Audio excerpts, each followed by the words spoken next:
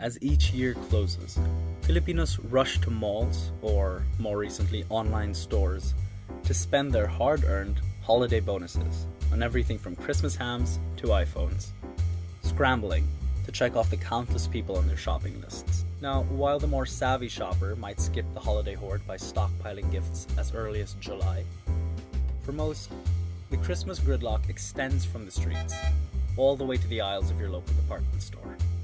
But more pressing than when to buy gifts is what to buy. What do you get the office mate you only ever interact with in the break room?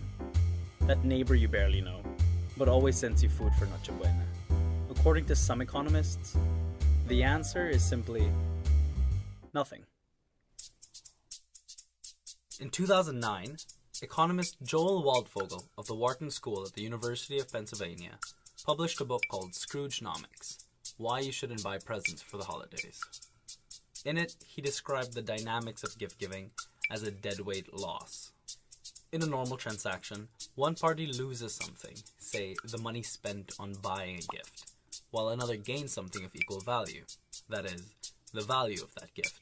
But when the gain doesn't offset the loss, simply put, that gap is what economists call a deadweight loss, and Waldfogel believed the holidays are full of it.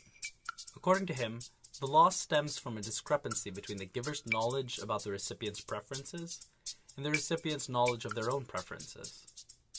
In other words, the less you know the person you're shopping for, the higher the chance you're going to get them something they won't like. The money, time, or effort you spend doesn't match up with its value to the recipient. Everyone loses. Waldfogel offered a compromise in the form of gift cards. Sure, they're impersonal, but they leave the decision-making to the one person that knows the recipient's preferences best, the recipient themselves.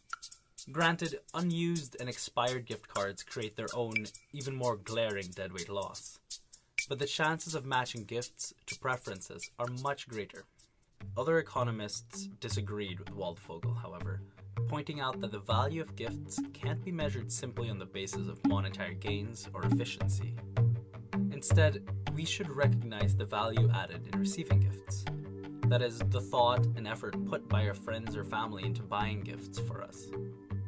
That perceived deadweight loss is actually offset by the goodwill behind the gift.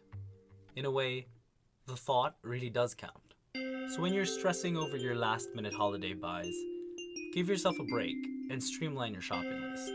For the people you're close to, feel free to go all out looking for something they'd really appreciate.